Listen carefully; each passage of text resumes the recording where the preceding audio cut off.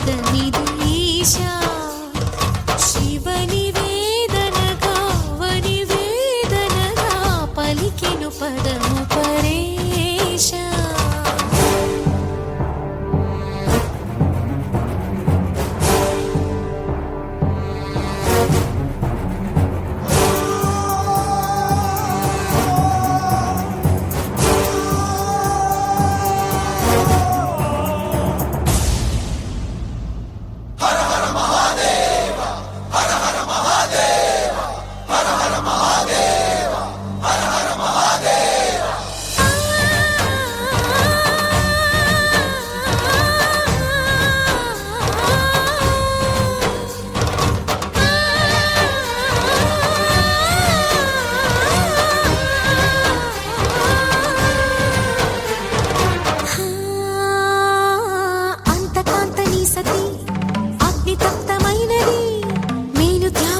తాను నీలో లీనమైనది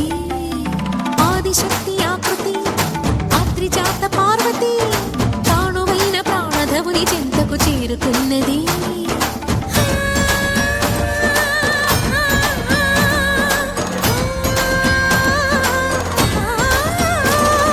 భవుని భువికి తరలించేలా ధరణి దివిని తలపించేలా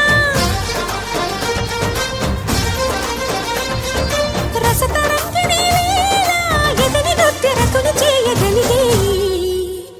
వేళ భరత వేదముగా నిరత నాట్యముగా కదిలిన పదమిదీశా శివని వేదనగా వని వేదనగా పలికెను పదము పరేశా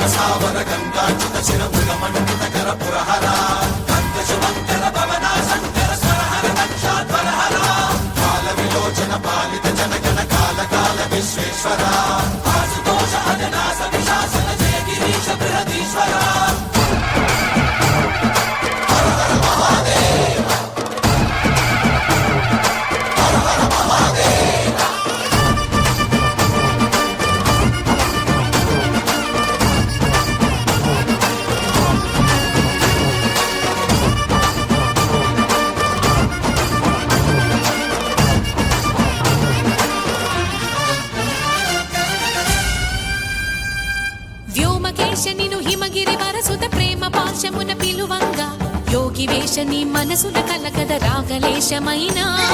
హే మహేశని భయద పదాహతి దైత్య శోషణము జరుపంగా భోగి భూష భువనాళిని నిలుపవ అభయ ముద్రలోనా